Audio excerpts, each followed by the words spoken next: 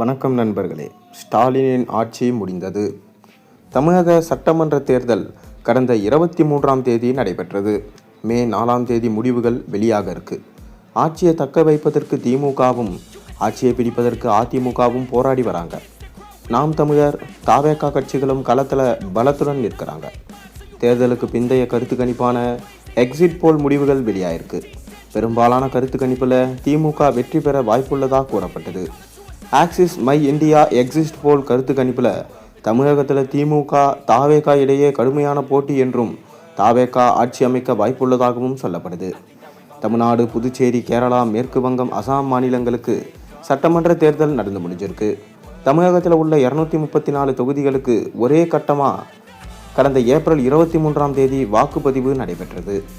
இறுதி வாக்காளர் பட்டியலின்படி சுமார் 5.73 கோடி வாக்காளர்கள் இடம்பெற்றிருந்தாங்க. இவர்களில் 85% பேர் தேர்தலில் வாக்களித்தாங்க. தமிழகத்தில் இந்த முறை 4 முனை போட்டி நிலவி வருகிறது. திமுக, அதிமுக, தவேகா, நாம் தமிழர் இடையே கடுமையான போட்டி நிலவி வருகிறது. ராமதாஸ், சசிகலா தனி கூட்டணி அமைச்சாங்க. மொத்தம் 4023 வேட்பாளர்கள் களத்தில் இருக்காங்க. ஆட்சி அமைப்பதற்கு 117 தொகுதிகளில் வெற்றி பெறும் கட்சிக்கு தான் பெரும்பான்மை கிடைக்கும். நடிகர் விஜய் தவேகா மூலம் அரசியலில் இறங்கியிருப்பது தேர்தலில் கணிசமான தாக்கத்தை ஏற்படுத்தும் என்று கூறப்படுகிறது. திமுக, அதிமுக ஆகிய 2 கட்சிகளின் வாக்குகளையும் விஜய் பிரித்துள்ளதனால இந்த தேர்தலில் வெற்றி வாய்ப்பு என்பது யாராலும் எளிதில் கணிக்க முடியாத வகையில் இருக்கு. வருகிற மே 4ஆம் தேதி வாக்குகள் எண்ணப்பட்டு முடிவுகள் அறிவிக்கப்படுது. இந்நிலையில் தேர்தலுக்கு பிந்தைய கருத்து கணிப்பான எக்ஸிட் போல் முடிவுகள் வெளியாகியிருக்கு. ஆக்சிஸ் மை இந்தியா வெளியிட்டுள்ள கருத்து கணிப்பில் தமிழகத்தில் தவேகா ஆட்சி அமைக்க வாய்ப்புள்ளதாக சொல்லப்படுது.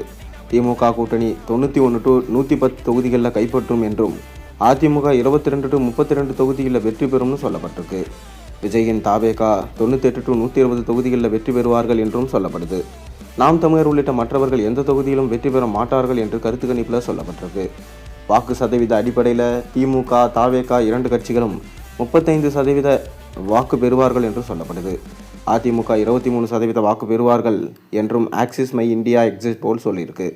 நாம் தமிழர் கட்சி 3%, மற்றவர்கள் 4% வாக்கு பெறுவார்கள் என்றும் அந்த கருத்து கணிப்பில் சொல்லப்பட்டிருக்கு.